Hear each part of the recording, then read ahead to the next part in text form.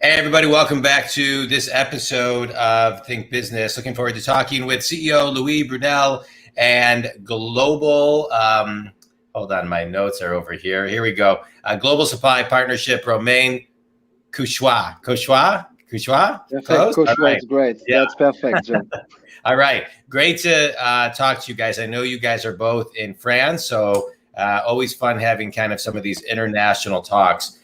You guys are with a company called BeOP, and you're basically the new media standard and the first kind of independent conversational ecosystem for media and for brands. And so kind of define what that means for our listeners today. Louis, Yes, okay. let's start with you. Yeah, basically, BeOP is a premium tech that enables premium advertisers to be linked to premium publishers. Media advertising is 25-year-old, and I think end users don't like it anymore. The square formats that you throw in the middle of the text or on the surroundings of an article is something that disturbs everyone. It's a bit outdated too, because Facebook and Google and all those closed environments created very, very nice type of advertisements that you can interact with. So the level of efficiency of advertising on media is really, really low compared to what all the others have created in the recent years. So we decided to create a new system, totally new, and its objective is to raise the bar up to and above what you can do on all those specific environments. And so what exactly, so I think with anything new comes a new mindset, right? A new way of thinking on how to do it. And so let's kind of start there. How do you get companies, people within the companies to kind of, bridge over to the new? At our clients or inside our company? Either one. Either one. I think what's very important is the culture that a project holds. And it's very important when you can change something for the best. When you do so and you really change profoundly something that's way too old and does not work properly, anyone want to change. I think it's something that's really empowering to everyone. Yeah. Well, I think you bring up, a really good point. A lot of times things aren't working, but people become complacent and still are doing it the same way. And so it takes somebody new to kind of come in and say, hey, this is something we're going to do. Yes. And it sounds like the problems that you guys solve are really, for advertisers who are seeking social media engagements, right, as one of the main things. And let's start there, right? Let's start with user engagement. Romain, maybe you can kind of comment on that. I think that's something people are always kind of a little maybe, too obsessed with it, because sometimes it's quality over quantity, right? And so user engagement doesn't mean you have to get 1 million likes. Maybe you get 10 likes because it's talking to your direct audience. So can you kind of talk about, because I know that's as a problem you solve, how do you make it happen, user engagement, and how do you set the mindset that don't get lost in the quantity, but look at the quality? Basically, we allow them to manipulate the content as they do on social networks. They have an habit to do it in all the social networks, on Instagram, on Facebook, on Snap, on TikTok, on all the closed platform. They have the habit to give their opinion, to click, to interact with each other. And on media pages, you can't do it anymore. The only stuff you can do is reading. Then maybe you can have the opportunity to put a comment, sometimes, not all the time. And then you leave the page. With our technology, we allow the newsroom, where the power of the content is, it means media, to allow them to create very easily some engaging units, creative, like surveys, like quizzes, like personality tests, like chatbots, to their audience where they already are. It means on the media pages, where the content is, where the value is for the users at the end of the article. So it's very easy to create from the newsroom. That's only a small button, and then they can interact with the audience, give the ability to the audience to put their opinion, to respond to some interactive units. All the experience is within the units. You're not leaving the page. So it's remind them what they do on social networks, and that's why they're spending some more quality times with the media on the .com environment of the media. And maybe, Romain, you can add that those units are used either way by the publishers themselves or the advertisers. It's exactly the same units at exactly the same placement that doesn't disturb anyone, with exactly the same mechanism that we created all type of possible interactions on the unit, and you can create all those units that Romain said. That's kind of a third business model for publishers. For us, you've got all the programmatic, which is above the fold. Then you've got all the click at the end of the page, and we want to be placed at the end of the article. For us, it's like the max attention point of your audience. They are about to leave, and you're like, hey, do you want to stay and engage with the content? Either it's coming from the newsroom, so they're asking questions related to the content, or from an advertiser. That's a totally new way for advertiser to asking questions and to interact with the audience, because normally, like we said, on the digital, it's just screaming very loud some characteristic of their product. Hey, I'm here and I've got a car which is very fast. And with BeOP, that's the opposite. It's like, do you know that my car is going really fast? So you're asking question to the right part of the brain of the user who actually wants to have the response. So that's why we're having amazing KPIs in our units. And that's why we quickly went from the Europe to the US. And also our technology is built around many pillars. It's contextual, it's cookieless, it's semantical, it's conversational. So we really think it's from scratch and in the opposite of all you may know on the digital media digital.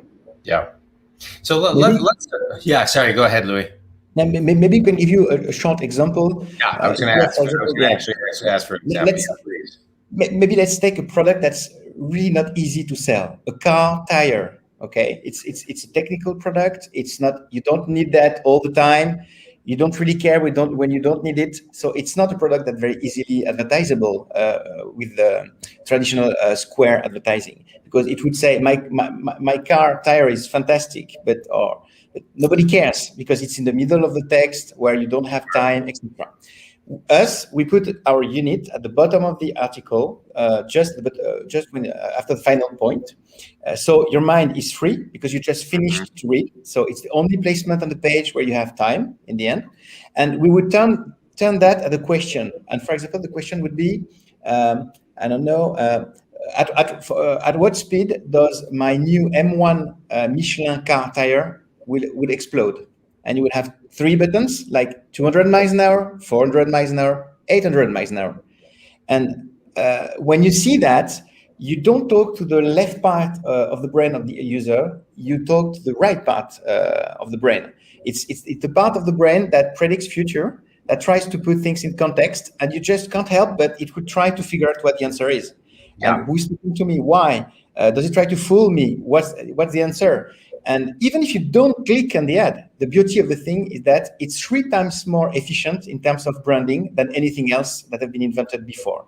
Yeah. BeOP is, simply put, the best digital branding platform ever created because of that, of those 3 elements: the placement, where at the moment where I don't disturb you, the fact that I talk to the right part of your brain with a question. You can't help but just try to figure out the question, what the answer is. And the third pillar is no data. We don't target you, we target the article. We target the text of the article. So we don't need any user data.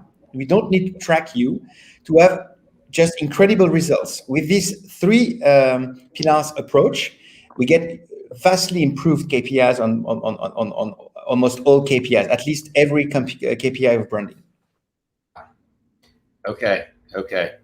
All right, good. So let me ask you guys a question. So where was it in the process when, Louis, when you started the company, where you saw that change was needed and then you took the jump to actually create the change? It has not been so easy to decide myself to do that. In fact, I created already probably something like 5 sales houses in France that have been quite successful each, and so I was knowing the sector very well, and I was just seeing the fact that the data would be something that would be going to zero. Nobody wants anymore that to be tracked. The law is going that way. People are going that way. Even the walled gardens are trying to keep the data for themselves, so it's not possible anymore to use it. So we saw that, and we saw the very efficient, the high efficiency of the new advertising systems that was created by Google, Facebook, and the others. It was a pity to me to see that the value, the perceived value, was being seen as lower now on publisher sites advertising, because of the fact that the other were giving highly efficient products. So we decided that we needed to change everything, because when we were looking at the system, the existing system, which is a programmatic system, is almost controlled by Google. It's totally is very fixed, because you have so many actors in it that when you want to change something, it's very, very hard to change anything at all. And you have so many possibilities in it that you as a buyer, you don't know, you're not leaded directly to the most efficient solution.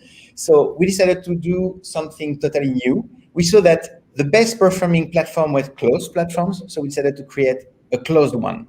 Yeah.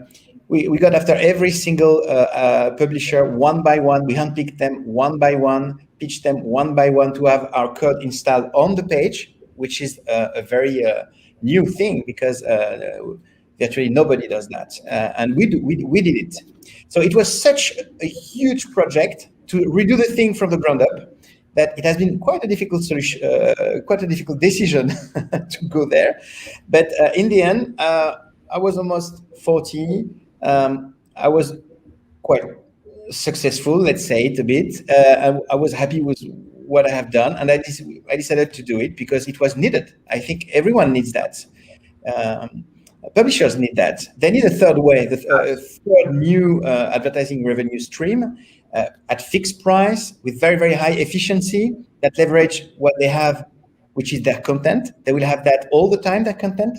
The data, it's not sure. Everything else is not sure, but their articles is totally sure, because that's their own articles. So we decided to create a new system dedicated for publishers, and we love publishing. I love that. I've been in advertising for 25 years. And it sounds amazing, and it sounds like it provides such a great new solution. Romain, as somebody in the global supply partnership side of the business, what are you doing day to day that you're seeing as you evolve and grow your piece of the business?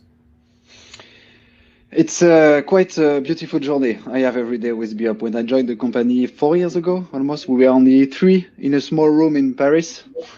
And now we are more than 40 between Paris, Montpellier, south of France, and New York. So that's, as you can imagine, amazing to work on this company so far.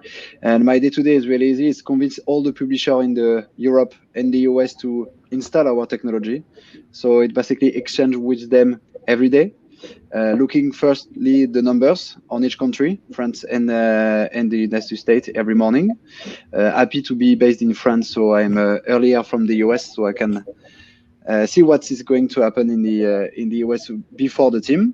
Then managing all the French team about how to better deliver our technology on publishers in France. And then starting 3 p.m. French time, my US day is starting.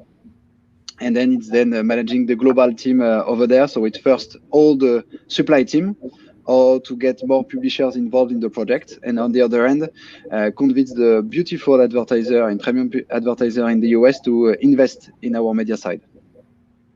Nice. All right. So a question for you guys. When you are looking for who's your ideal client? On each side? Yes. I think I said the very first sentence I said about BeOP is that we are premium tech dedicated to premium advertisers, and we help them to link them to premium publishers. So our best case clients are the biggest publishers in the world and the biggest and best advertisers in the world at first. That's our main first goal, and we already have a lot of very, very nice playground for the coming years with that. Okay. All right, good. So let's do a quick speed round, fellas. Well, first of all, what time is it in France? I'm curious. It's 6 p.m. Good. Well, thanks for taking time so you guys are about 6 hours ahead. What's one thing that every company should be thinking about when it comes to kind of moving over to this kind of new media standard, right? What's one old way of thinking that you see very common that people need to be thinking differently today, and why? Thinking without data, I think. Maybe the first thing is that all the advertising industry is based on the cookie, based on ADs, based on personal data. This is vanishing day after day, at least in Europe. Maybe you know, but we're quite a bit. We have quite a bit of lead there because of the way things turn. But I think that's the main thing. People have to think about the end user first and try to provide them with a really excellent experience. And if they think about that, and if they're ready to change their mind about the approach, no data, and a way to involve the user in your product by asking questions and trying to have him involved in a journey, in an experience. That's maybe the two things that are the most difficult things for our clients to come into the BeOP mindset. But as soon as you've done that, as soon as you've created your first campaigns, as soon as you see votes and results and interactions flowing in at high speed with your end users, as soon as you see the efficiency of the ads and the quality of the KPIs of the traffic you get on your site, you understand that that's where the light is, obviously. And all the other things are something that probably outdated now and from the past. Good. And Romain, anything to add? No, I can tell about the mindset you can have internally when you join such a great project like this. Our competitors are Google and Facebook. So we are in front of not one, but many mountains at the same time. So the word I'm telling all the teams every day is leave your ego aside first. Then your work will always pay off. And then we need to be fully transparent with our client. If we can't do something, just don't sell it. Yeah, I love it. Tell people how they can connect with you. It's very easy. They can connect through our website very easily, which is beop.io, beop.io. And you can find a lot of information there and contact forms there if you need to contact us. Very easy. All right, good. Guys, I appreciate you taking time to be on the show. Thanks so much for your insight. It's great what you guys are doing. Again, if Think Community, if you want to connect with Louis or Romain, beop.io will get you there. And I appreciate everybody's time. And thanks, guys. This was a lot of fun. I'm about to, it's lunchtime here. It's dinner there. So enjoy and have a great night. Appreciate you guys. Thanks so much. Thank you, John. Have a nice day.